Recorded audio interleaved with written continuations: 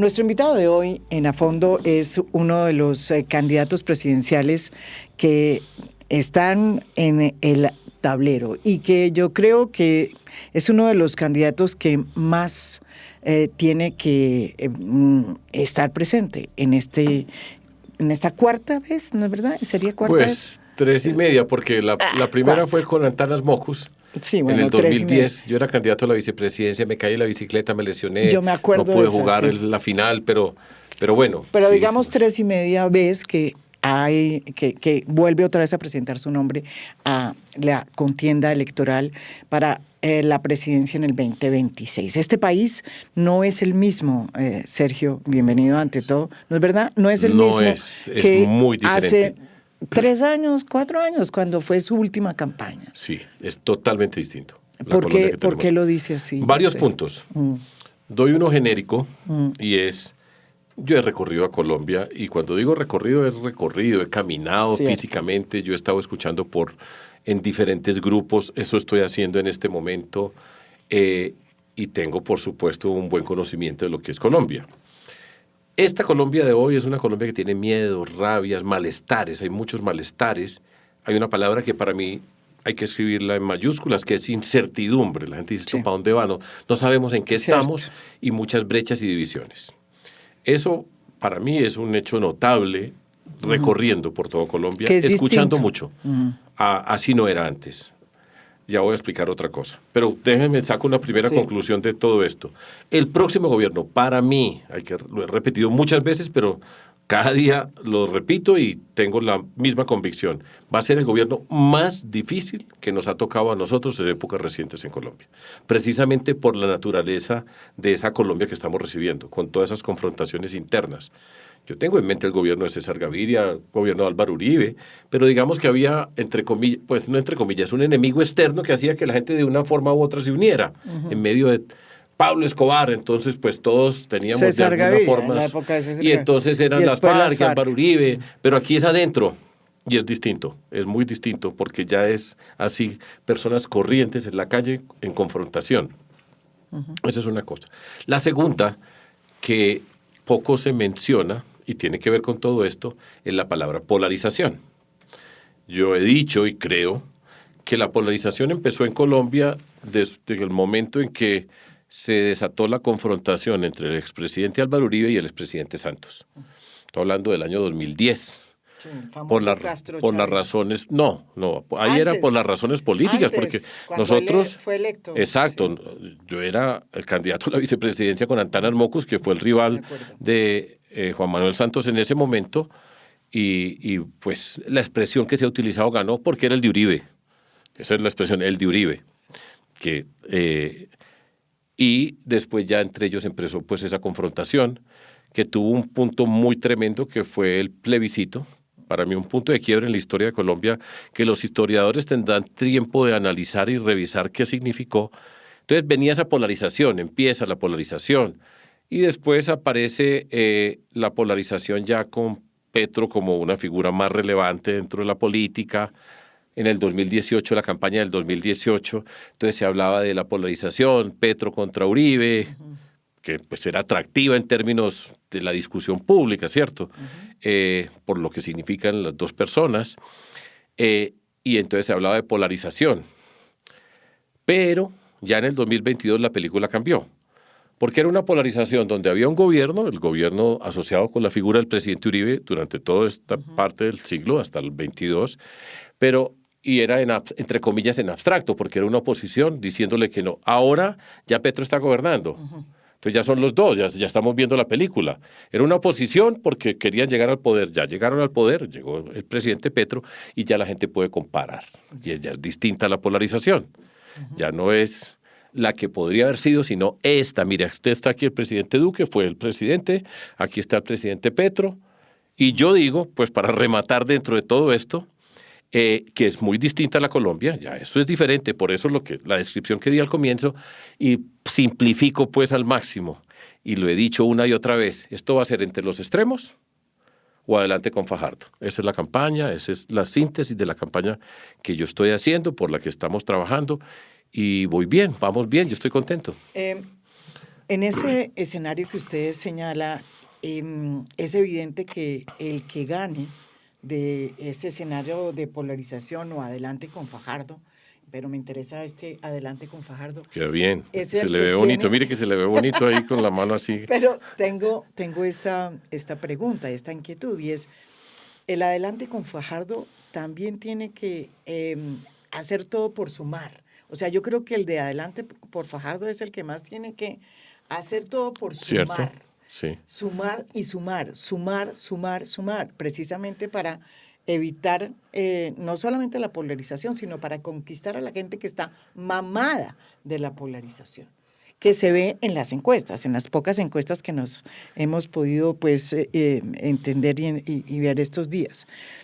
¿Qué está haciendo Sergio Fajardo para eso? Porque ese es uno de las grandes interrogantes. Sí, sí, y entiendo perfectamente y es correcto y es necesario Sí. y estamos en política y hay que sumar. Sí, hay que sumar. ¿Con quiénes va a sumar? Bueno, Sí. vamos con calma. Y yo sé que muchas veces dices que Fajardo no quiere con nadie, es que el problema es el ego de Fajardo, es que el ego de Fajardo, que no puede... Nada, todo eso es parte del mundo de la política, de lo que se habla y se dice. Pero la pregunta en todo esto es cómo se suma.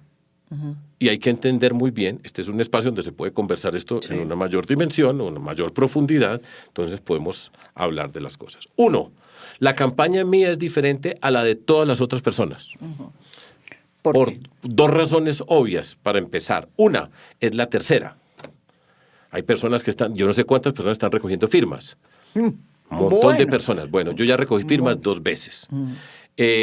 Dentro de ese montón, es un número muy grande de personas, hay unos que tienen diferentes intereses. Unos, pues todos quieren en principio ser presidentes o presidentas, pero los intereses políticos son de múltiples formas. Y estar en campaña, pues es una buena tribuna. Por lo menos permite que se visibilicen personas, si tienen ingenio se pueden llamar la atención y se habla de ellos y de ellas. Yo creo que eso es legítimo, estamos en política y es parte de ese mundo. Y yo voy por un camino totalmente distinto. Yo voy por la tercera, es diferente la campaña, mi objetivo es uno, claro, ser presidente de Colombia, hacia allá voy. Esa es una razón. La segunda, que es la más difícil o sea, de usted no entender. quiere ser el próximo alcalde de Bogotá. No, yo no quiero ser muchos alcalde de los que Bogotá. están en las listas. No. Sí, ya, eso está claro. Eso lo tenemos claro. Bueno, por eso. Y segundo, la política que yo represento, la que, hablo en primera persona, y esto significa mucha gente, que yo represento es diferente. Yo no vengo de un partido político. Yo no crecí en un partido político. Yo no crecí en el poder, sino que lo que nosotros tenemos lo hemos construido.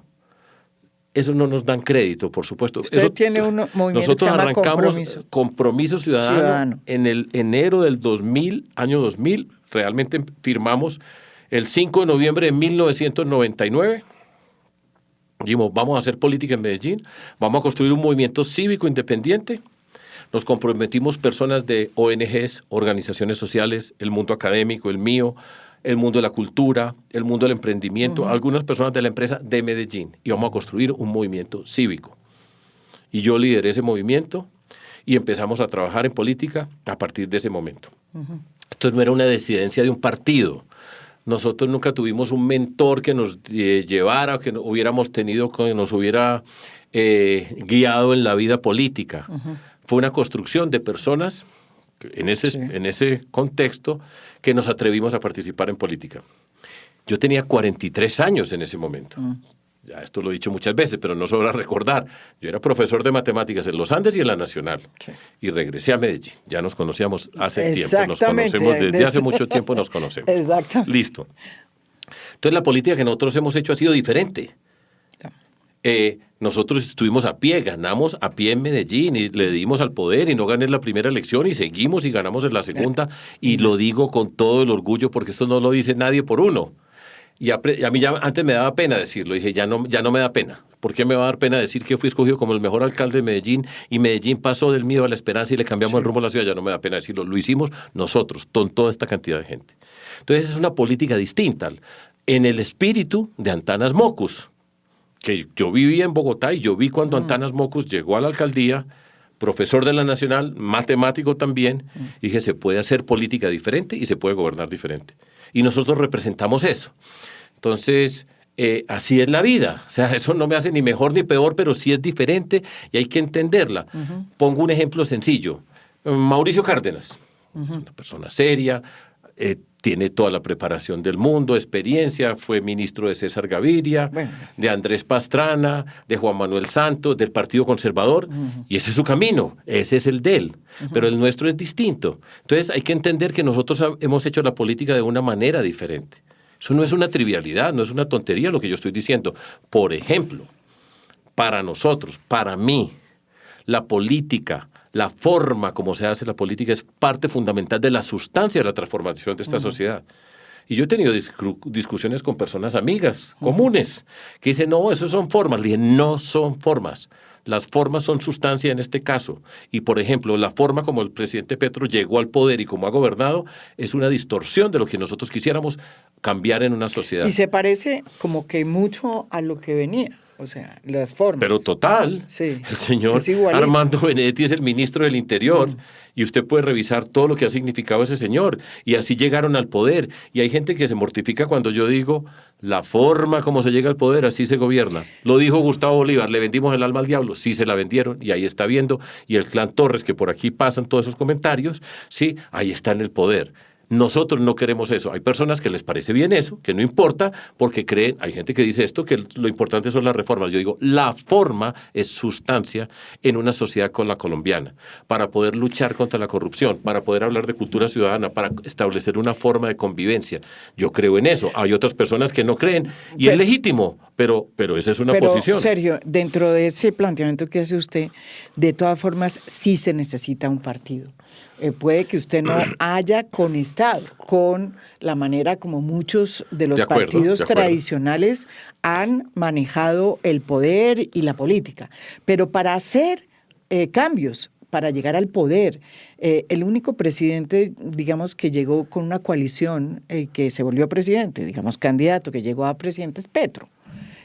Usted ha intentado 3 veces, sí, pero sí, él venía dentro del de una polo coalición. Democrático. Él venía dentro de una coalición. Pero mire. Pero a lo que voy yo, pregunto, sí. O sea, ¿no es importante el partido? Ya sí. usted, ¿cuántos años tiene de combatir en la política y de hacer todo lo que usted... 26. Por eso, ¿y no le hace falta a usted un partido, una colectividad que sea más... En el sentido tradicional no me hace falta nada. Yo creo que eso es una perversión de la política y por eso hay tantos partidos y por eso nos metimos nosotros a participar en política que no.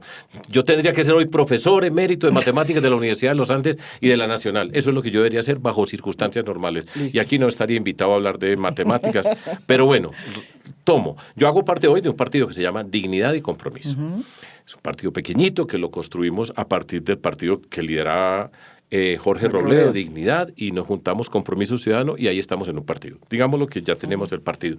Pero ha sido pues al final de todo este recorrido. No, yo digo ahora, que es la que se necesita. Sí, entonces ese es el camino, pero seguimos haciendo esa política. Yo creo que la política que la mayoría de la gente espera, y seguro tengo contradictores, no tiene nada de raro ni de malo, es una política en el espíritu que nosotros la hemos hecho, en ese espíritu cívico, que fue el de la Ola Verde en el 2010, para ponerle pues esa referencia. Todo el mundo quiere ser de la Ola Verde, pero la Ola Verde, que fue inspirada por Antanas Mockus, y él fue el líder de la expresión cívica de la política, en particular a mí me inspiró y siempre lo he reconocido y creo que hace falta Antanas Mockus en la política colombiana y así es la vida. Esa es la onda mía, ese es el mundo del que yo vengo. Ahora, estamos en una campaña, estamos en esta campaña y todo esto llegamos fue porque yo dije, la campaña mía es distinta, por lo menos en 2 formas. Ya lo dije. ¿Y cómo va a escoger, por ejemplo, las listas? ¿Cómo es el tema de las listas? Que nosotros yo creo que es importante. Voy en orden para eso. Primero, nosotros hicimos una coalición con el Nuevo Liberalismo y con el Partido Mira para el Congreso de la República. Ahí está en la discusión las listas. Hay hasta el 8 de diciembre para presentar las listas al Congreso de la República, Senado y cámaras. Eso es un enredo. Yo nunca he estado metido en ese enredo, porque yo he sido candidato a alcaldía, pues al Ejecutivo. Y me involucro poco, pues porque son otras personas las que están Robledo es el que disputando. está más Robledo está ahí están las partes del partido, está Jennifer Pedraza, y hay varias personas que están en las discusiones. Eso es un enredo, pero bueno, es normal. O sea, es parte de la es política. parte de la política. Yo entiendo, cada día entiendo más acerca de la política. Yo vengo de otro mundo, Yo sé. pero aprendo y veo ciertas cosas y digo, así es la política. Y eso tiene discusiones, dónde está, quién va, cómo no va, por qué se juntan, ese es el lío. Pero las tenemos y el 8 de diciembre habrá una lista al Senado y habrá listas a la Cámara de Las Representantes cámaras por toda para Colombia. Sí. por toda Colombia. Y además me adelanto para algo. Y en ese contexto hay un espacio donde se tramitan las diferencias. En la coalición que se formó, yo no fui el que la redactó, pero digamos, hago parte pues del partido. Hay un espacio donde se discute qué piensa el uno o el otro y donde hay discusiones que no son necesariamente fáciles, pero ahí está. Y así es, Bueno, y me así es la parece vida. muy bien que haya discusiones, Claro. que de eso se trata. Por eso es que son importantes los partidos, no para que estemos todos de acuerdo, sino para De acuerdo. discutir Yo he las dicho una dis- frase las- con la que me han tirado y que vuelvo y la repito y la creo con toda la convicción de la vida. Podemos ser diferentes sin ser enemigos. Punto. Y eso va en contravía de la polarización. Porque la polarización, la que tenemos aquí, es usted es diferente a mí, usted es mi enemigo. Y solo eso ya marca un contexto totalmente distinto acerca de la forma de la política. Porque si al diferente lo convierto en enemigo, estamos en el lenguaje de la guerra. El enemigo hay que eliminarlo. Y en ese contexto entonces está el lenguaje, está la agresión, está dividido el mundo en dos. Aquí no hay más espacio, aquí conmigo o en contra mía. Y eso es lo que quieren en la polarización, dividirlo. Y yo he dicho una y otra vez, y voté en blanco, y he dicho, podemos ser diferentes sin ser enemigos, insultos los que quiera. Y aquí vamos, reiterando, y eso es lo que yo creo que necesita Colombia, y por eso yo voy a ser próximo presidente de Colombia. Esta Colombia, esa polarización, esos extremos es adelante Fajardo. Para atrás no vamos. Aquí no nos vamos a quedar y vamos a ir adelante. Y precisamente, retomando lo que dije al comienzo, que es muy distinta a Colombia, y la polarización de hoy es muy distinta porque ya los vimos, a los dos. Este quería tener el poder, ahí lo tiene. ¿Le gustó? Compare. Y es lo que digo, falta el que ha luchado, y esa es la que nosotros necesitamos. Y se necesita el gobierno de Fajardo, lo digo, pues discúlpeme que lo diga así en primera persona, todavía me cuesta un poquito de trabajo porque me da pena, pero Sí, no importa, ya cada vez me da menos pena. Sí. Y entonces, es un gobierno que va a ser capaz de unir a Colombia. Todo el mundo quiere unir. ¿Con quién? Unirse con los amigos es muy fácil. Bueno, ni tan fácil. Pero usted quiere Más unir. difícil Y es yo eso. dicho que el gobierno que yo lidere tiene la capacidad de convocar a izquierda, centro y derecha, que hay gente valiosa en todos esos espectros, que hay que entender la dimensión de los problemas sociales que tiene nuestro país. Yo he gobernado, los conozco en vivo y en directo, he trabajado sobre esos problemas, eso no lo regalan, esa experiencia no la regalan. Entender la dimensión de lo que ocurre en los territorios, conocer esos territorios, entender la seguridad, María Sí, Jimena. usted sacó un Impresionante, pero es increíble lo que significa la seguridad hoy en Colombia, la lucha contra la corrupción. Y gente valiosa hay en todo ese espectro. Y en el Congreso de la República, es mi convicción, y esto lo repito a menudo, hay personas valiosas, muchas son valiosas. Y la clave de todo esto es en qué cancha vamos a jugar. ¿Quiere jugar en la de siempre? Pues está viendo el gobierno de hoy. Ahí jugó como siempre, como todos los que criticaba, ahí está, igualito. Nosotros tenemos que cambiar eso. Ese es el reto. Una de las cosas que ocurre en el centro es que pues necesita sumar. Y el problema que tiene la izquierda y la derecha es que necesitan el centro para sumar. Un pajarito me contó, un pajarito me contó que esa desesperación se está sintiendo mucho, no solamente en la izquierda, sino también en la derecha. Pues tanto se está sintiendo en la izquierda que el presidente Gustavo Petro se inventó el Frente Amplio, ¿sí? Pero en la derecha también habría esa preocupación.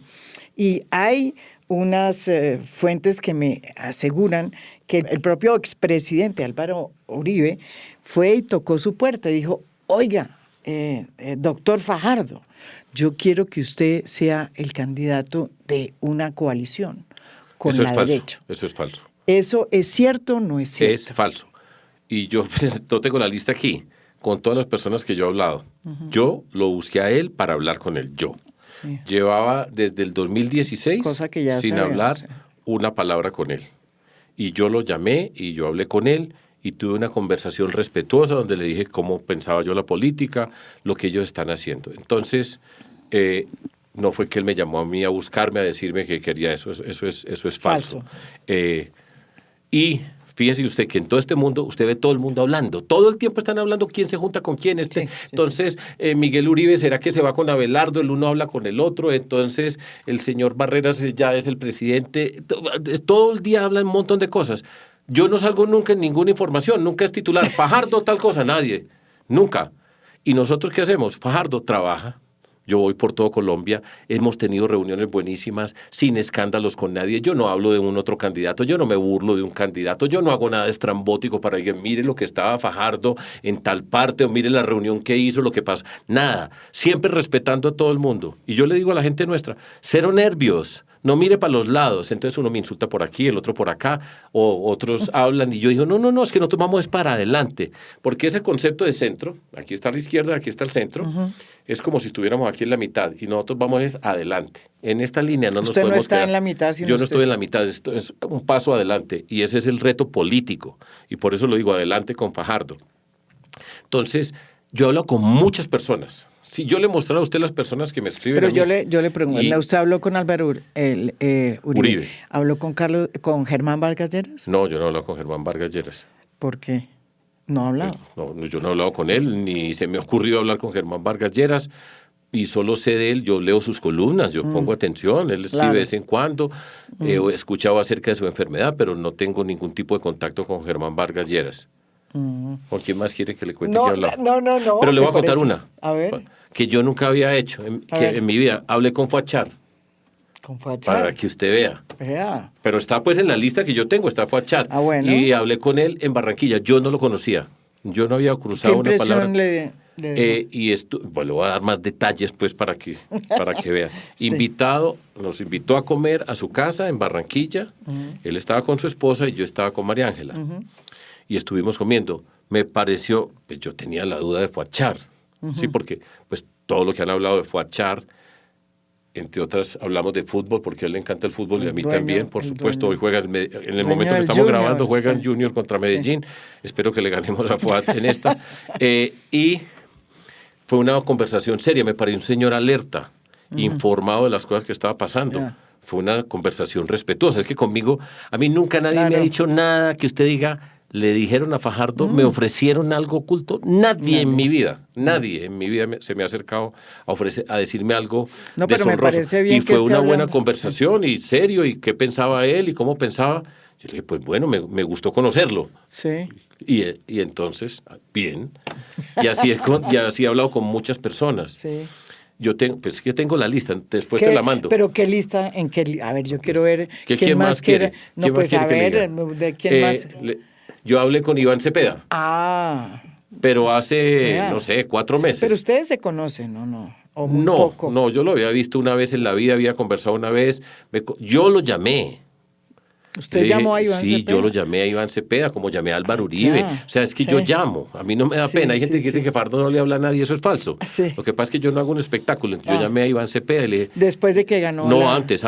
No, en ese momento yo creo que no tenía ni malicia acerca de que iba a ser candidato presidencial. Yo creo que es algo intempestivo, pero no sé. Tú sabrás mucho mejor que yo, que tiene mejores contactos en el mundo asociado con Iván Cepeda. Y entonces hablé con él. Una conversación seria. Son conversaciones personales. Yo no salgo a decir, hablé con esta persona, esto me dijo. Y cuando yo invito a una persona a conversar, lo hago en seriedad, concentrado. No es la llamada del político que está mirando y ¿qué me va a servir? ¿Cómo hago aquí? ¿Qué le digo aquí para que me diga no? Sino conocer la persona. Solos, en mi apartamento en general. Pues los invito y conversamos. Y es una buena conversación. Y ahí tengo una lista. Mauricio Gómez Amín. También hablé con Mauricio Gómez Amín, sentado en el sofá de mi casa. Y así, hay un montón de personas. ¿César Gaviria, por ejemplo? Yo no he hablado con el presidente César Gaviria. No, Roy Barreras. En este contexto, no. ¿En este contexto, en qué sentido es eso? La verdad es que yo nunca he tenido realmente una conversación yo solo con Roy Barreras no he tenido. Él hizo parte de la coalición Centro Esperanza. Sí, sí, sí. Él se retiró. En su época, claro, Pues claro. hace 3 años, hace 4 años, perdón. Sí, él se retiró, Me acuerdo, tuvo una sí. confrontación allá, se fue y a la semana estaba con Petro. Yo lo vi ahí, claro que sí. Realmente a Roy Barreras a mí me lo presentó fue Iván Marulanda. Y una vez estuvimos tomándonos un café ahí en la 72 con Séptima, hay un hotel y hay una cafetería ahí. Pero pues yo con Roy Barreras así, solitos, conversando, no. O sea, ¿y por qué usted ha decidido salir a hablar con Álvaro Uribe, salir a hablar con Iván Cepeda, salir a hablar? ¿Cuál es para que le digan que, o sea, que no es una persona que se niega a hablar con todo el mundo, o cómo es? Yo no digo eso para que me digan eso, no. Pero digamos, pero bueno, ¿cuál usted es? lo puede decir así, pero yo no es para, no, yo hablé con esto para que me digan que yo no soy solo, no. Yo lo digo porque esa es una crítica que le hacen a usted. Yo sé, pero pues listo, cada quien puede decir lo que quiera.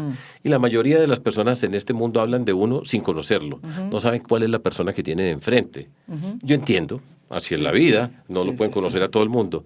Pero cuando usted tiene la oportunidad de conocer a una persona un poquito más cerca, es distinto. Después, cuando usted va a hablar con la persona con la que se tomó un café, que estuvo hablando una hora, que habló de ciertos temas, es una relación diferente. Yo no puedo hablar con todo el planeta. ¿Sí? Pero eso lo hice yo a propósito para escuchar a otras personas, para entender qué piensan, por qué piensan y compartir lo que yo pienso. Eso es todo. Le voy a decir cuál fue el primero, para que vea pues que usted no me va a creer. ¿Cuál? Alejandro Carlos Chacón. Del Partido Liberal. Bueno, pero es que yo no tengo... Yo estuve hablando con él. Y la mayoría de las personas, la mayoría de esas reuniones, yo no creo... Es que no soy con una o dos excepciones, son buenas conversaciones. Y yo por eso conozco gente... Él es un político muy interesante también. Pues claro, y es un político liberal, y es una fiera en el sentido de la habilidad, pero... Es que yo no tengo problema con eso en la vida.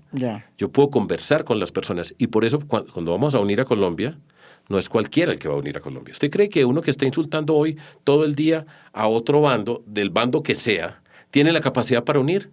Colombia ya está, tú le dices hasta la palabra, mamada de esa confrontación. Lo que pasa es que esa voz todavía le falta para hacerse escuchar. Pero creo. Fíjese que lo que estamos viendo, yo también pienso que ese diagnóstico es correcto, pero cuando uno ve lo que está pasando en esta polarización, por un lado, pues Iván Cepeda logra una votación muy alta, 3 millones de votos, casi 3 millones de votos en una consulta de un gobierno que pues muchos dicen que ya pues tiene el sol a sus espaldas, que ha tenido unos escándalos de corrupción impresionantes. Tremendos, claro. En fin, pero ahí está, 3 millones de votos. Y por el otro lado, baja Vicky y sube, estoy hablando de la derecha, digamos de la derecha pura colombiana, y surge alguien como Abelardo de la Espriella que dice que si llega al poder va a destripar a la izquierda y a todos los que hayan tenido algo que ver con el gobierno de Gustavo Petro. Yo leí una entrevista en la revista Semana del fin de semana. Sí. Tenaz lo que dijo. Pero fíjese, tú estás diciendo algo que es importante señalar. Yo por eso digo, calma, que este camino es largo. Sí. Hace 2 meses Vicky Dávila figuraba de manera prominente y Gustavo Bolívar. Y Gustavo Bolívar, sí. Y ahora pues figuran el señor de la Espriella e Iván Cepeda, ¿sí? Esto pasa en este mundo. Aquí pasan cosas y todavía falta mucho por pasar. Sí. Esto no se ha acabado, falta mucho tiempo. Entonces van a pasar todavía muchas cosas. Eso se puede subir y caer muy fácil. No muy fácil, es difícil la política. Pero ¿quién se iba a imaginar, por ejemplo, el asesinato de Miguel Uribe? Sí. El atentado que pues después se convierte en la muerte, el asesinato de una persona candidata, conmueve a mucha gente, a nosotros los que estamos en la campaña. Yo había hablado con Miguel Uribe también así solos. También. También había hablado con él. Y entonces eso, por supuesto, estremece la sociedad, el fantasma de lo que ocurrió hace tantos años que no queríamos que volviera, etcétera. Y entonces, en el mismo entierro de Miguel Uribe, aparece el papá de Miguel Uribe, que nadie sabía que pues no lo conocía como una figura política, y se convierte en un protagonista político desde la misma iglesia. Y está la figura del expresidente Álvaro Uribe, que es cuando lo condenan en primera instancia y después lo absuelven en segunda instancia. Entonces, hay un relieve político, hay un pues, normal, por supuesto, esto no tiene nada de raro, conmoción política. Y entonces, Iván Cepeda, yo creo que él nunca había pensado ser candidato, pues estoy especulando, a lo mejor sí, aparece Iván Cepeda, porque es el que tiene la confrontación precisamente con Álvaro Uribe alrededor de ese juicio, y se convierte en una figura representativa. Entonces, dos personas se convierten en figuras, y en este momento seguro que hagan la encuesta, pues esperemos que haya una encuesta que pueda dar todas las garantías. Por lo menos transparente un poquito. Exacto, pero seguramente estarán allá arriba en este momento. Pero hace 2 meses nadie pensaba que eso podía ocurrir. Entonces, ahora lo que usted va a ver siempre ahí es Fajardo. En el centro, ahí está Fajardo, el que no están en ningún titular. Es que todo ese tiempo hablando de lo que ocurrió alrededor de Miguel Uribe, el presidente Uribe, el juicio, etcétera. Y entonces va a haber consulta del pacto, no, quién es el de Petro, cuántos son, todo el día, todos los días, a todas horas hablando de ellos. Publicidad política pagada, gratuita. Y Fajardo debe por allá por su lado, tranquilo, dándole. Eso sí, hemos trabajado berracamente. Y vamos bien. Entonces, por supuesto que es lo que quieren, que no hay nada más. Eso es lo que quieren. Los extremos siempre van a querer que somos dos. Y el mundo es, aquí estamos nosotros. Van adelante, pero aquí viene, allá vamos. Y una de las cosas que yo sí creo que ha demostrado pues el gobierno caótico de Gustavo Petro es que a pesar del caos, la gente lo que sigue pidiendo son reformas. O sea, no es que ese tema se haya olvidado. Es cierto que está muy preocupada por la seguridad. Usted acaba de sacar un programa muy serio, que vamos a hablar de eso ahora, sobre el tema de seguridad. Pero las reformas, serio, yo sí siento que la gente todavía está pidiendo por los cambios. Pero, o sea, es una especie de gran añoranza que además deja en un saldo rojo este gobierno, a pesar de que levantó pues e impulsó unas reformas importantes. Pero es que hay un tema, el problema con uno de los problemas con este gobierno es el caos, el desorden. Sí. Y eso está asociado con la mente del presidente. El presidente tiene una mente caótica. Y la mente de quienes lideramos se refleja en la forma como conducimos y afecta a toda la sociedad. Yo estoy convencido de eso. Yo soy profesor de liderazgo público hoy y tengo eso clarísimo. Y ese caos que tenemos es la expresión de la mente del presidente. Es el mismo presidente que ha tenido más de 60 ministros, yo no sé cuántos viceministros, cargos. En INVIA van 8 directores, en la ANI 6. Mire, cualquier persona... La CREC no se ha podido integrar. Por eso, cualquier persona que quiera ser razonable, si usted ve eso, sabe muy bien que hay un desorden gigantesco, que estas instituciones no están funcionando, que los proyectos no van a salir, y eso no quiere decir que todos sean corruptos, ni mucho menos, pero ese caos provocado por el mismo presidente de la República es una expresión de un muy mal gobierno. Eso le mortifica a una gente. Ha habido unas reformas, la reforma pensional, yo creo que fue una buena reforma. A usted toda reforma le puede añadir o quitar alguna cosa, es buena, pero también fue una buena reforma. De hecho, la que nosotros teníamos la propuesta. A los 2 salarios mínimos cambie del sistema público a los fondos privados, los pilares. Los pilares. Que una reforma laboral. Es una contrarreforma, pero le falta la parte asociada con el tema de la informalidad. Y hay algo que este gobierno no ha hecho, que es una política de desarrollo productivo. Aquí no ha habido ningún tipo de reactivación. Dígame cuál frente es el que se está moviendo en la confrontación permanente del presidente, insultando a los empresarios, agrediendo. Es un gran error, pero es él.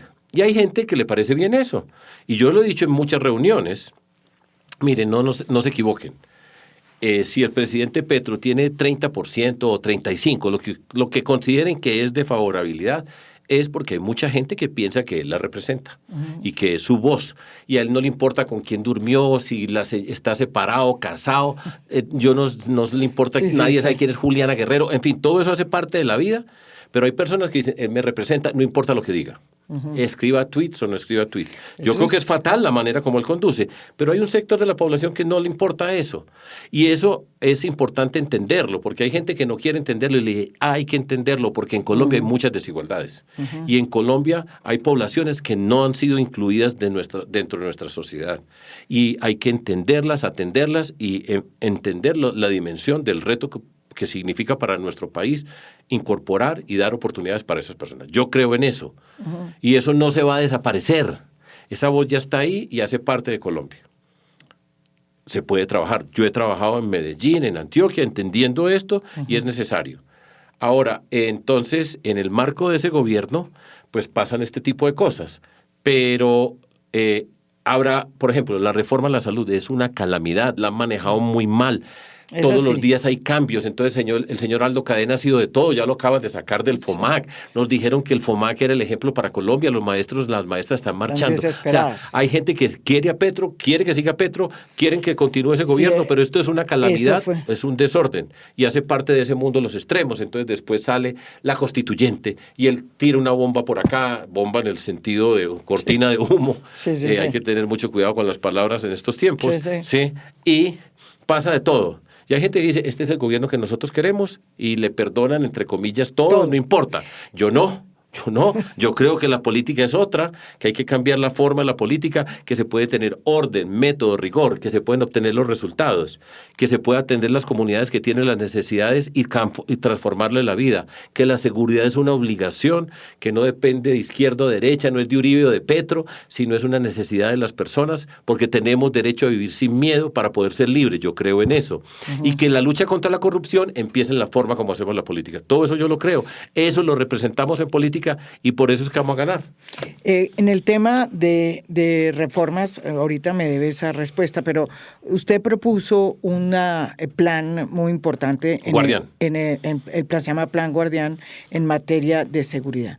Además escogió gente muy, digamos, preparada que ya ha trabajado en diferentes ámbitos en el tema, unos expertos que forman parte de su equipo. ¿Cuál es el principal objetivo de ese plan, del Plan Guardián? La palabra, y esto es una sorpresa, que más he escuchado yo recorriendo a Colombia, y la próxima semana voy para el Meta, Caquetá y Putumayo. Ajá. Y he ido por todas partes.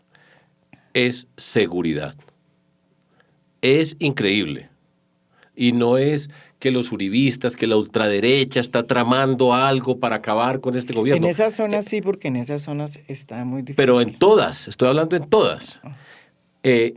Entonces, nosotros, este plan atiende a ese tema. Nunca había sido mi tema principal en una campaña. Sí, eso me sorprende. Pero tiene que ser. Yo no puedo cerrar los ojos ante esa evidencia. Y hay que recoger la experiencia personal. Yo tengo que reiterar eso de la experiencia. Es que gobernar es muy difícil.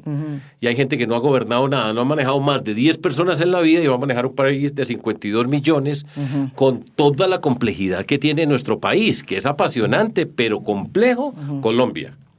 Entonces, el tema de la seguridad es nosotros tenemos que garantizarle a las personas en Colombia un sentido de seguridad. Esa es una obligación en una sociedad democrática, una sociedad que respeta los derechos humanos, que quiere construir la libertad. Es que la libertad para podernos transformar, para poder transformar esta sociedad. Entonces, yo le digo unas bases del plan. El primer punto, y todos los programas que estamos presentando, ya presenté seguridad, salud, viene infraestructura, viene lucha contra la corrupción, los vamos sacando, no ponga todo eso, dígale a un experto que escriba una página y póngala allá, ahí están los equipos tienen rostro, hemos trabajado chévere y con toda la seriedad. El 7 de agosto se acaba el modelo de negociación paz total, se acaba. Ha sido un caos total, un fracaso. Pues estamos grabando esto y el protagonista del día en que estamos grabando nosotros dos acá es Mordisco. Y Mordisco, que no existía o que era una figura pequeña, hoy es gran protagonista de la vida colombiana. 2, 8 de agosto, y siempre repito esta frase, 7 de la mañana porque yo voy a respetar el tiempo. Ese cuento, el presidente se demoró 8 horas para llegar a atender a asistir a una reunión, para hablar desde una tarima a yo no sé cuántas personas, eso conmigo no va a pasar. Yo nunca he hablado desde una tarima. Me ha tocado 1 o 2 veces porque me invitan, nunca en mi vida. Y vamos a ser cumplidos. Plan de fortalecimiento de la fuerza pública. Si no la fortalecemos, no hay la más mínima capacidad de ocupar los territorios y de tener las condiciones para poder construir la paz. Sin una fuerza pública sólida no hay paz. Eso pues aprendámoslo de una vez y las lecciones son muy grandes. Nosotros hemos estado en este mundo desde hace muchos años Y hay que aprender de todas las lecciones que hemos recibido a través de tantos procesos de negociación. Después puedo entrar a dar detalles sobre cómo fortalecerla. 3. 14 de agosto, es un viernes, en Barranquilla, en la política ciudades más seguras. La inseguridad en las ciudades viene creciendo de una manera sobre alarmante. todo en Barranquilla. Y es en Barranquilla. ¿Por qué? Porque el primer punto va a ser la lucha contra la extorsión, que está por todo Colombia. El que vende mangos en una esquina está pagando hasta el comerciante más próspero de cualquier lugar. Entonces tenemos una política anti-extorsión, las cárceles, en fin, varias cosas. Le digo 2 cosas más y si quiere, y si te parece, profundizamos en alguna. El tema del narcotráfico. Digo lo siguiente primero. Por mí se deberían legalizar las drogas. Este es un tema de salud pública. Yo creo en el autocontrol, los tenemos, todo eso lo creo. De riesgos. Sí, todo ese tipo de cosas. Reducción de riesgos, perdón, política de reducción de riesgos. Yo creo en eso. Lo que pasa es que yo voy para presidente de Colombia el año entrante y no nos tocó. ¿Cómo así? Eso no va a pasar y no va a pasar en un futuro inmediato porque eso no es un tema que yo decida aquí en Bogotá, aquí hablando contigo, sino este es un tema mundial, se tienen que dar las discusiones en las instancias donde se tengan que dar, pero eso no va a pasar. Entonces yo voy a resolver los problemas de hoy. Seguramente discutiremos eso, yo creo en eso, y se acabaría el negocio del narcotráfico porque dejaría de ser un negocio ilegal y ya listo. Pero una pregunta ahí, si usted llega a ser presidente, ¿incentivaría la presentación por enésima vez, porque el gobierno de Petro no pudo o no la empujó, la legalización, o no la legalización, sino la regulación del uso del cannabis para los adultos? Ese es un tema que lo tendremos que discutir con cuidado. No estaría de acuerdo, sí. Yo personalmente, en términos personales, y esa es la diferencia entre lo que yo pienso como persona y lo que me corresponde como presidente, porque yo puedo decir, mire, por mi parte no hay problema con que se regule, por mi parte como individuo, pero yo voy para presidente y tengo que entender la dimensión de lo que eso significa para Colombia hoy. ¿Y por qué eso sería un revés? Yo personalmente creo que se puede hacer y se puede discutir y se ha fallado, pero tengo que entender... Se aprobó la parte medicinal en el gobierno de Santos. Y eso me parece bien y me parece correcto y podríamos empezar a evolucionar un poco hacia allá, pero mire, nosotros tenemos muchos problemas hoy en Colombia. ¿Sí? Ese tema, por ejemplo, en Uruguay, que fue el primero, pues Uruguay tiene 3 millones de personas. Para que nos vamos ubicando también, porque muchas veces hablamos de unas sociedades que yo creo que son admirables en ciertos temas. Usted estaría muy reacio a hacer regulación. En este momento, ahora, yo repito, en términos personales yo creo, pero en términos políticos voy a poner ese problema ahora, vamos a ver, si se tramita en el Congreso, se puede tramitar. El congresista Lozada ha sido un abanderado y ha sido serio y tiene buenos argumentos, pero yo tengo que escoger que tenemos muchos problemas y entonces uno tiene que escoger cuántos problemas tiene y cuáles va a atacar y cómo va a enfrentar ese tipo de cosas. Entonces, el narcotráfico, pero voy a decir algo que yo creo que es muy importante. Nosotros tenemos que enfrentar el narcotráfico por nosotros. No es porque... el presidente Trump nos obligue a que luchemos contra el narcotráfico. Es por nosotros. Porque independientemente de que existe el presidente Trump o no, ese narcotráfico hoy, ¿sí? Yo no me puedo volver en la historia para cambiarla. Yo voy para presidente el año entrante, no era hace 10 años. Hoy, ese narcotráfico es la madre o ha sido el lugar donde viene toda esta criminalidad. Estamos hablando de extorsión, trata de personas, microtráfico, tráfico de armas, minería ilegal, todo eso nació ahí. Y va apareciendo una corrupción de grupos ilegales que van permeando todo nuestro país por todo Colombia. Y si nosotros queremos cuidar a Colombia, una de las cosas que tenemos que hacer es, ojo, que esa ilegalidad que va creciendo, y tú entiendes muy bien eso, cómo se va permeando por diferentes lugares, la corrupción, los poderes de los grupos ilegales, el clan del Golfo, lo que tiene hoy, lo que era al comienzo el presidente Petro y lo que es hoy, es impresionante. Y eso no es una trivialidad, y son poderes que se van mezclando por todos lados. Son poderes políticos. Pues claro, se convierten en poderes políticos. Nosotros lo tenemos que enfrentar como problema de nosotros. Yo sé que hay una corresponsabilidad de los que consumen, todo eso yo lo sé. Pero yo me leí su proyecto, yo lo leí atentamente. La pregunta que yo hago es, porque usted lo ha hecho y lo hizo en Medellín y también cuando fue gobernador. O sea, por un lado, usted propone, hay que fortalecer la fuerza pública, sí. Eso yo lo entiendo. Pero por el otro lado, la gran pregunta es... una vez hecho eso, no hay una ventana para la reincorporación de esas personas que acepten algún tipo de negociación, claro que usted, sí. Yo creo que fue la negociación más interesante que ha hecho como alcalde cuando fue alcalde de Medellín. Muy criticada por muchos, pero realmente es una manera de mostrar que después de lo que hizo el presidente Álvaro Uribe en su momento, una negociación que hace en realito, usted es al alcalde de Medellín y hace una reinserción, sí, claro. pero a partir de una serie, o sea, eso se llama una política de paz también. Claro que sí.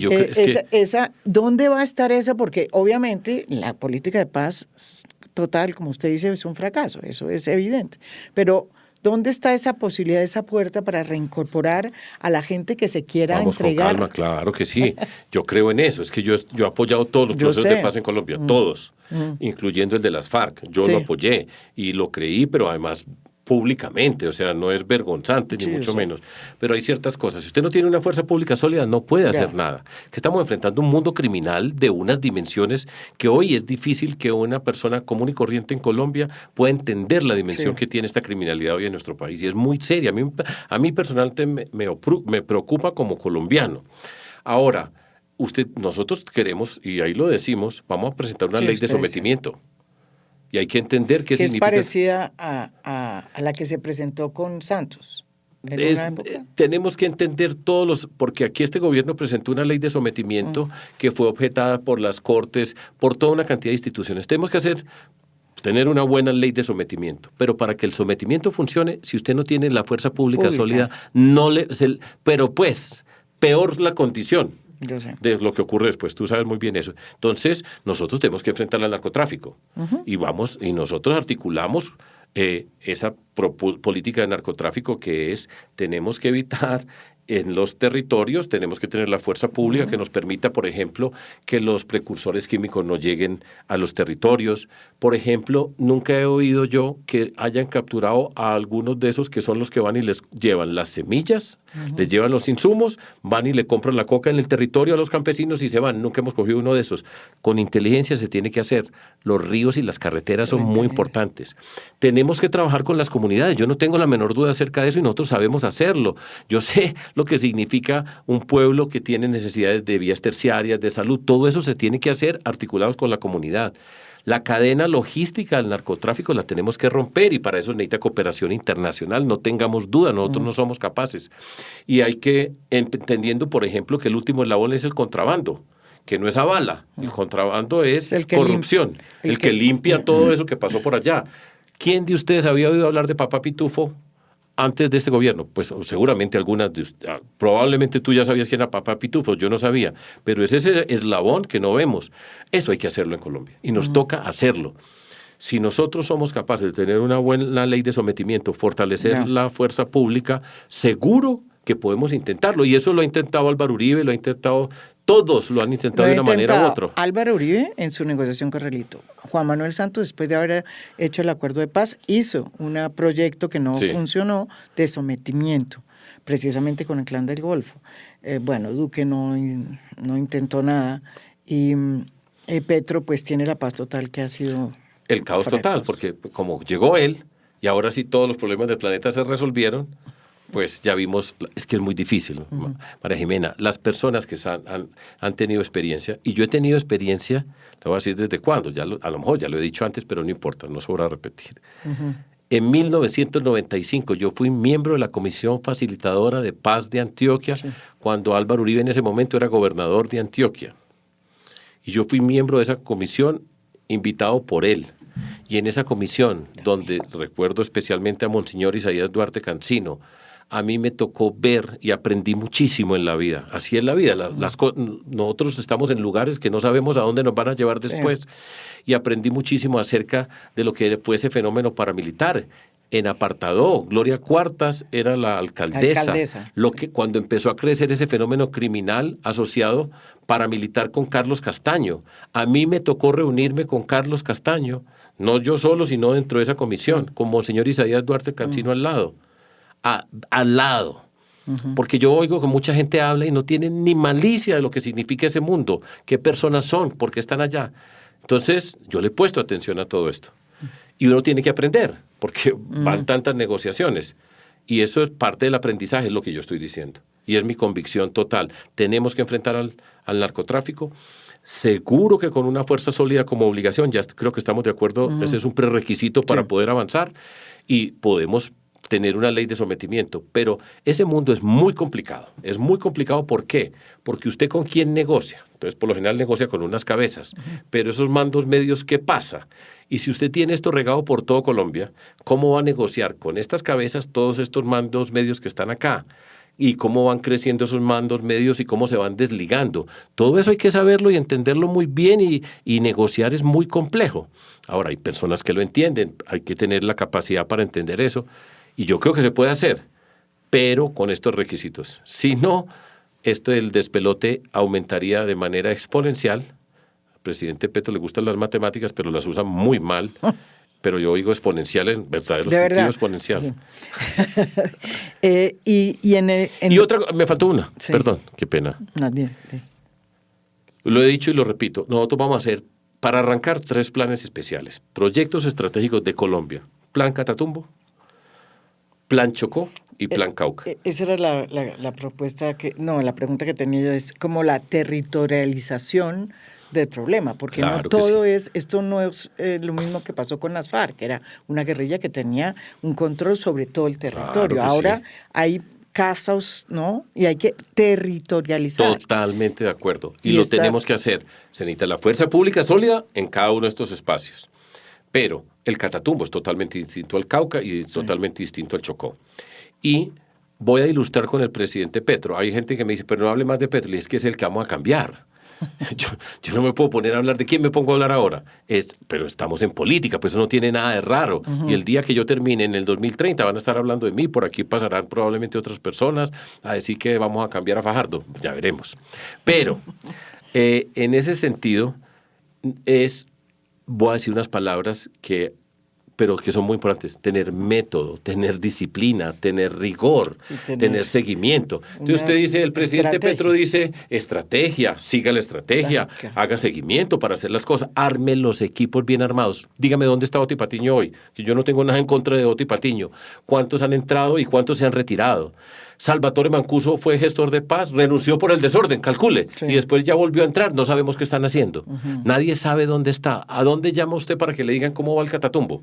Lo último que yo escuché fue el presidente, voy a mandar, habla así además en primera persona, mando 25,000 soldados para allá. ¿Llegaron? Yo estuve allá y no llegaron. Bueno, entonces, no y hay gente que le parece muy bueno Petro. No han llegado, pero tampoco llegó la misma carretera que desde la época de Juan Manuel Santos se prometió. De acuerdo. Bueno, listo. Entonces yo estoy diciendo, fíjese pues cómo estoy aquí, estamos en política, nosotros lo hacemos. Y vamos a concentrarnos, y lo voy a decir en primera persona. Yo sé armar equipos con gente, es que gente buena hay, aquí hay gente inteligente, capaz, con experiencia. Arme bien el equipo, ponga las metas claras, haga seguimiento, póngale cabeza a cada proyecto. Una persona que responde. Y eso lo vamos a hacer en el Catatumbo. En el Chocó, Colombia tiene una deuda gigantesca con el Chocó. Lo que está pasando allá. Allá está en el Clan del Golfo, el ELN. Sí. Horrible todo lo que está pasando. Pero en adición a eso, una pobreza tremenda. Sí. Quibdó está lleno de bandas de jovencitos de Quibdó que no han tenido oportunidades. Nosotros tenemos que responderle al departamento del Chocó. Y el departamento del Cauca, pues estamos hablando y estamos oyendo todo lo que ha pasado hoy que estamos hablando. Después de las declaraciones del señor Mordisco, ¿sí? Pues mire todo lo que está pasando en el Cauca. El Cauca necesita una atención especial. Es muy distinto el departamento. 30% de la población es indígena, 30% afro, mestizo, lo que usted quiera, pues de esa clasificación. Entonces allá son otros cables. Cada tema requiere una actuación especial. Entonces no es como, vuelvo al presidente Petro, para que comparemos, pues, me perdonan con las personas que lo quieren, legítimo quieranlo, ese no es problema. Cuando la comunidad rodea al ejército, entonces secuestrados el ejército que va a defender a la comunidad porque hay una banda criminal que le dice a la comunidad, protéjanme. ¿Cómo le parece pues la vergüenza? Entonces Petro dice, si vuelven a hacer eso, fumigo con glifosato. Así son las políticas, perdónenme pues, aquí hay gente muy inteligente que nos está viendo, yo sé. Eso es una política, porque dijo, no, si vuelven a hacer glifosato, toda la vida diciendo que el glifosato no, porque me dio la berraquera por decirlo ahí. Y entonces después ordeno que bombardeen a mordisco. Esa es una forma de conducir una sociedad. Me da mucha pena. Y ha hecho 3, 4 bombardeos donde han muerto niños. Y entonces, y antes decía que esos bombardeos no se podían hacer. Por eso es que la coherencia es escasa. Y la coherencia es una condición fundamental para la confianza, para tener confianza, que hay mucha viveza. Colombia nos sobra la viveza en la política. Pero, por ejemplo, ya porque vamos, como obviamente uno podría aquí seguir hablando, hemos solamente tocado el tema de la seguridad versus la rama de oliva, digamos lo que es su plan de seguridad, pero el Plan Guardián, que se llama Plan Guardián. Pero además de eso, hay una serie, pues, usted, además de territorializar el problema, hay un tema muy complicado que tiene que ver con la necesidad de reformas. El próximo presidente va a heredar un problema de la salud que se agravó, no lo causó Petro, pero se agravó profundamente en el gobierno de Petro por ese caos del gobierno de Petro. Pero va a tener que asumir un tema muy difícil, pero muy difícil porque frente a eso sí no hubo consenso, la reforma fue un fracaso, en fin. Ese es un tema que hay que hacer, una reforma hay que hacerla. Sí. No sabemos cómo, pero hay que hacerla. Pero yo tengo la idea y nosotros ya presentamos un plan de salud. Y voy a describir el tema del presidente Petro. Usted tiene una casa que tiene goteras por todos lados. Él tumbó la casa, ya no hay goteras, pero tumbó la casa. Y hay que saber reparar. Yo creo que en el sistema de salud había corrupción, seguro que sí, pero la que estamos viendo hoy, ¿cuántos superintendentes de salud van? Dígame cuántas personas han nombrado interventores, no solamente en salud, sino en energética. Es un desorden. Duélale al que le duela. Y con ese desorden no se resuelven los problemas. Entonces, ha agravado los problemas. Estamos en esta condición tremenda, porque además esto tiende a agravarse cada día. Entonces, no sabemos qué nos van a entregar. Lo primero que tenemos que hacer nosotros, y está en nuestro plan de seguridad, se llama el Plan de Mando Presidencial. Esto va para la oficina mía, ahí al lado se van a sentar. Y vamos a convocar a todos los sectores que tienen que ver con la salud, que no han sido capaces de sentarlos en una negociación transparente. Sí. Y la frase es, todos ponemos, aquí todos vamos a poner en Colombia, pero vamos a crear la confianza de manera transparente. Nosotros, presentando el programa, ahí están sentadas las IPS, las EPS, las asociaciones de pacientes, asociaciones científicas, asociaciones del personal del mundo de la salud que es damnificado por todo lo que está ocurriendo, las farmacéuticas, todos nos vamos a sentar. Y primero vamos a ver dónde se perdió la plata. Porque eso no va a ser que yo, presidente, llego con los 32 billones a ver para resolvamos esto. No sabemos, no tenemos las cuentas de la EPS que maneja el gobierno nacional. Lo maneja el gobierno nacional y no sabemos cuáles son los estados de las cuentas. Eso no es serio. Pueden salir a gritar, insultar, todo lo que quieran, pero es una irresponsabilidad muy grande con Colombia. Nos tenemos que sentar.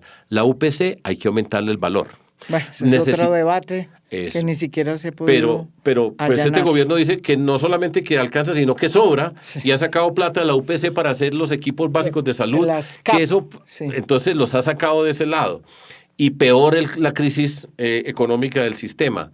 Nosotros tenemos que empezar ya a abrir una serie de servicios que son urgentes y que los han tenido que cerrar. No se les olvide que Colombia tiene 1.103 municipios y Bogotá está cerrando servicios. Para hablar de Bogotá, pues en la Fundación Santa Fe, en el Hospital de San Ignacio, no atienden a nadie de la nueva EPS. Y nosotros tenemos que empezar a abrir de urgencia esos servicios. Necesitamos unos recursos económicos que están muy escasos y muy pocos, pero se tienen que abrir. Medicamentos, una medida de emergencia para que empiecen a haber unos medicamentos, porque son los más pobres los que están pagando la cuenta de esto que está haciendo el gobierno en el tema de salud. Yo hablaba con uno de los dueños de una farmacia muy importante y dice, nunca nos había ido tan bien. ¿Por qué? Porque los pobres tienen que pagar. Están pagando los pobres. Los otros, al presidente Petro puede que reniegue a los ricos de Colombia, pero él lo atiende en la Fundación Santa Fe. Allá es a donde va que lo atiendan a él y a su familia. Y seguro tiene muy buena atención y que es muy buena la fundación. Pero nosotros tenemos un plan para eso. Ahora, ¿que nos va a tocar sudarla? Sudarla.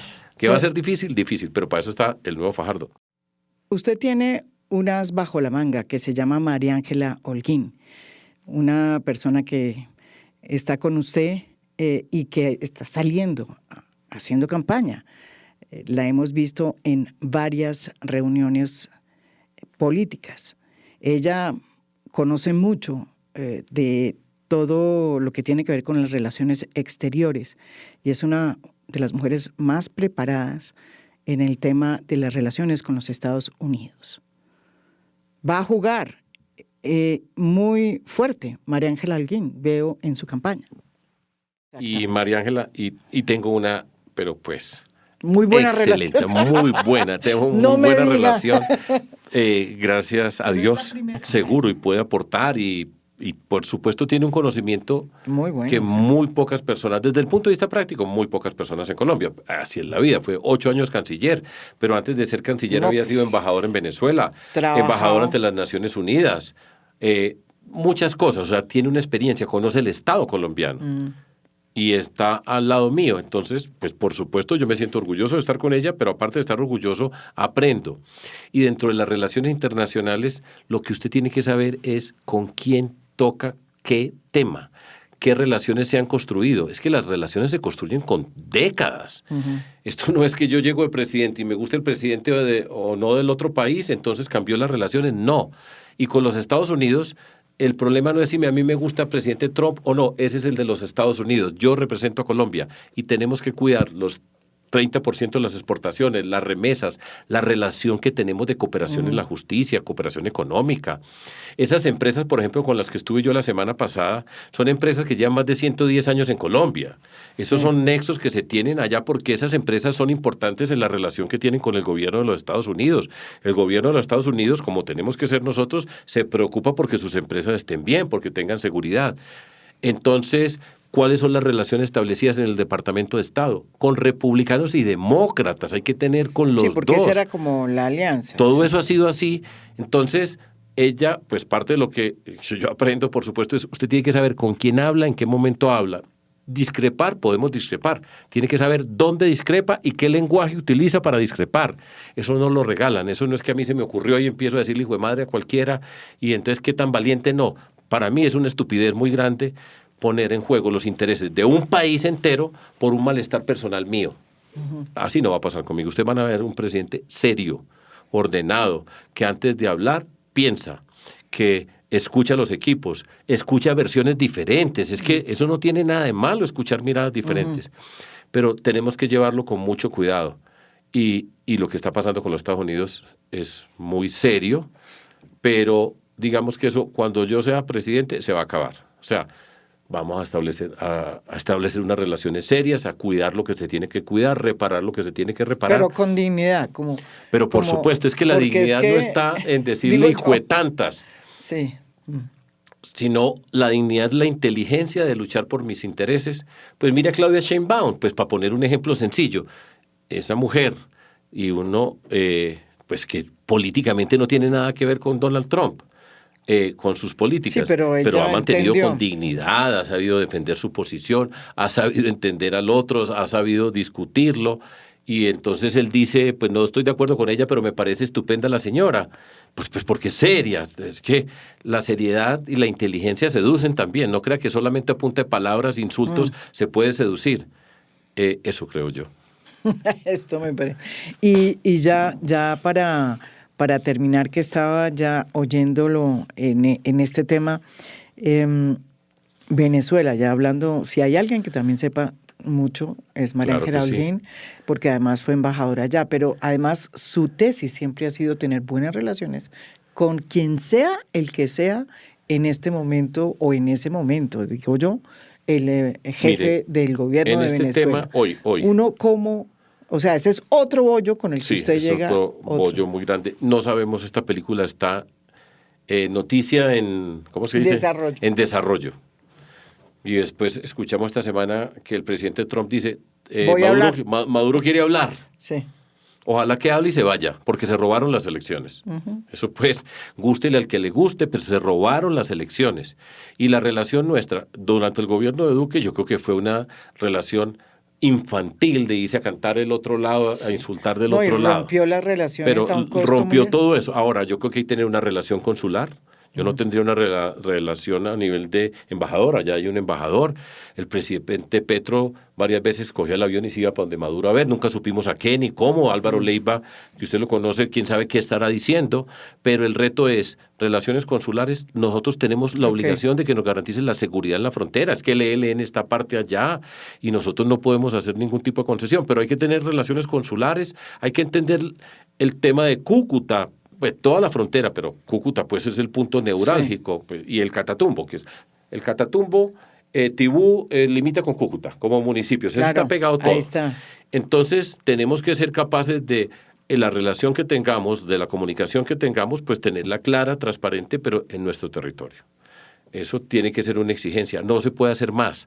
Ahora hay una... ¿Y está de acuerdo usted, por ejemplo, porque hay un candidato, por ejemplo, Abelardo de la Espriella, felicita, Vicky Dávila felicita, dice ahí, por favor, vengan rápido a invadir a Venezuela para salir a... O sea, yo no estoy de acuerdo con eso, pues lo va a decir. Para que saquen a Maduro. Porque, mira, hay peleas que no me corresponden a mí, pero lo voy a decir con toda la responsabilidad como presidente que estoy hablando yo aquí. Yo no estoy hablando como analista, yo ya fui columnista 15 años. Ahí está todo lo que yo pensaba. Los columnistas estamos muy mal. Pues exacto, listo, pero ahora es presidente. Y entonces yo creo que si se diera una invasión de esa naturaleza, esto sería un despelote en América Latina. Yo creo que es un problema para resolver. Ahí está el presidente Trump con su política. Discutan entre ustedes. Yo no voy a cazar peleas que no me corresponden. Bastante trabajo tenemos acá para irme yo a pelear por otros lados. Nada, yo soy un presidente serio, concentrado en lo que estamos. Después, cuando termine la presidencia, escribo mis memorias y les cuento qué pensaba. Pero voy para presidente de Colombia. De rigor, seriedad, entender lo que se necesita en nuestro país, los equipos, y vamos a mostrar que se puede gobernar distinto. Esa es mi tarea, no hay otra. Muchas gracias. Y no me contó qué va a pasar en marzo, pero bueno. Pero yo dije, en diciembre hablamos. Usted me dijo siempre, la vez pasada que vino, ya es diciembre. No, pero pues está como Maduro, pues que ya la Navidad la empezó en septiembre, pues. No, ya señora. Es diciembre. Estamos hablando aquí el 19 de noviembre, cuando estamos grabando, yo ¿cierto? Sé. Y diciembre tiene 31 días. No, pero bueno, yo lo he dicho, pero es que aquí a la gente le cuesta mucho trabajo que uno se mantenga. Yo dije, en diciembre hablamos desde hace 7 meses. Yo sé, usted vino y todo acá. El mundo habla y dice y habla, y entonces que Fajardo y que vería Fajardo, y le dije, política barata. ¿Usted cree que la mayoría de la gente está preocupada con quién es que se va a juntar cómo van a hacer, qué están haciendo? Yo entiendo que eso es relevante en diferente nivel, pero a la mayoría de la gente que está por ahí no le preocupa. En diciembre hablamos, vamos bien, cero nervios. Aquí hay unos ruidos muy grandes, viene Fajardo. No se asusten. Y esas voces que están mamadas, como lo hemos dicho, que se empiecen a escuchar de a poquitos. No se asusten porque usted dice, yo creo que Fajardo, tibia y fue tanta, no se preocupe. Y vuelve y dice, y vuelve y le dicen. Y a la tercera vez ya que le van a volver a decir, no más, no se asusten, no van a gritar. No vayan a insultar a los otros, sino vamos a reclamar que esto se puede hacer distinto. Firmes, adelante con Fajardo. Muchas gracias. Gracias, María Jimena.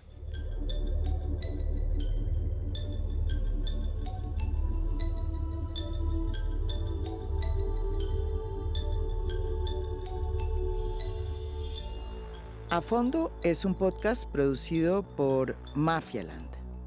Producción general, Beatriz Acevedo. Producción de audio, Santiago Acosta López. Música original del maestro Óscar Acevedo. Nos pueden escuchar también en mi canal de YouTube. Gracias por escuchar. Soy María Jimena Duzán.